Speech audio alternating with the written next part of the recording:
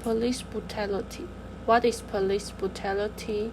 That means the policemen use excessive powers, illegal beating, and abuse to the people. Example of police brutality in Crefiden. The policeman wants to check the boot of the car, but the vehicle do not want to. Therefore, vehicle was arrested in the jail. After 6 days, he had serious injuries. The body was covered with bruises. The hand and his eye almost did not have any conscience. However, policemen did not allow vehicle to receive treatment, so he died.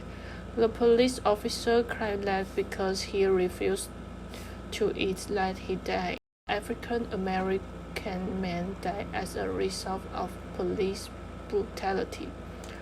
The news is talking about a man who was suspected of dangerous driving, and 5 policemen surrounded him and beat him with a truncheon.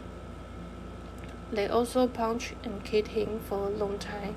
After 10 days of treatment in hospital, he died of his injury. People protesting, demonstration in the street. They hope government can improve the law and pay attention to people's safety. I think police brutality is an important issue in the world. They cannot misuse power and have a personal emotion in the mission. We cannot allow police brutality to happen. We have to care about social issues and protecting our rights.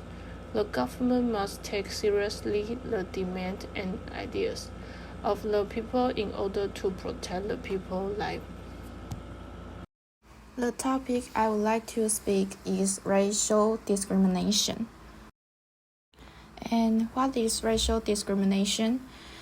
It's bullying due to skin color or race, and people who are discriminated against have an inferiority complex, and people of different races around you refuse to communicate with you. The next is an example of racial discrimination in Crefiden. At the beginning of the story, we can tell that white people have the power to control Africa, so that a lot of innocent people are killed by the government. So despicable, just because they are black. If that's not discrimination, and what is this? Number 3 is the news related to racial discrimination. Discrimination has always existed in the world, and a while ago, I saw a news was about 5 police officers in the United States who killed an African man. And the most heartbreaking thing was that 5 of them who beaten him are all from Africa. And during the time he was beaten, he kept calling his mother all the time, which was very distressing. And the last one I'm going to talk about is my own opinion about racial discrimination. From my point of view, every race have their own dignity, and bullying or some swear words shouldn't fall on everyone. And those ignorant behaviors may seem like jokes in your eyes, but for people of different race, they will cause them get into psychological damage for them. So we shouldn't look at them in any way. It's unfair. Hello everyone, my name is Sherry. Today I want to talk about freedom of speech. Freedom of speech is a fundamental right that allows people to express their thoughts, opinions, and ideas without fear of censorship or punishment. It is the fundamental element of a free and open society that encourages the pursuit of truth, the protection of people's rights, and the progress of a nation. The book revolves around the lives and activism of Steve Biko, a prominent anti-apartheid activist and leader of the Black consciousness movement. Biko advocated for the empowerment of the Black South Africans and the dismantling of apartheid. One of the core principles of his movement was the importance of free expression and the rights of individuals to speak out against injustice. Throughout the book, Biko and his supporters are depicted as actively engaging the exercise of free speech, often in the face of severe consequences. They organize rallies, hold discussions, and distribution literature. The challenge is apartheid remains policy. Biko's speech and writings, which promote black pride, self-reliance, and resistance to oppression, become influential and galvanize the black population. I found a news about freedom of speech that is similar to the story in Cry Freedom. A high school cheerleader to the social media to express their demand when not making the varsity team, and her high school penalized her for her conduct.